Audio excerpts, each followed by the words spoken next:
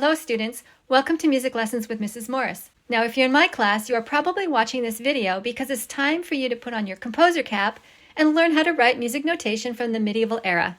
Yes, we've learned a lot about this time in music history, so it's now time to learn how to write chants using neumes. If you are seeing this video for the first time and it doesn't make a lot of sense to you, this might be a good time to watch my video called Neumes and Musical Notation. Otherwise, let's get started. We are going to use the word Alleluia for our text because during the medieval era, monks would have sung their compositions in Latin. You could also use the words Gloria in excelsis or do a little research and find some other Latin words that you'd like to use. But first, let's learn a little bit more about neumes. We are going to be using this chart for our neumes. We will be using the middle column for our symbols, but as you can see, there are also some modern notations here to help you determine how to sing the notes. Symbols like these can be used for singing just one note, but this one is like having two eighth notes together.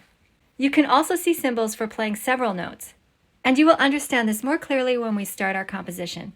Now that you are familiar with how the neumes work, let's create a melody.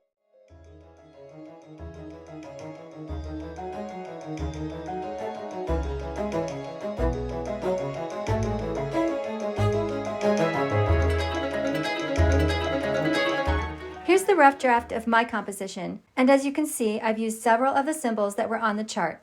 And here's what it sounds like. Alleluia,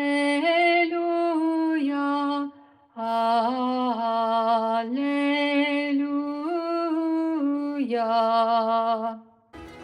So now it's your turn to write a chant.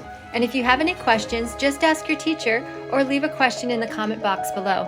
Thanks for watching. See you next time.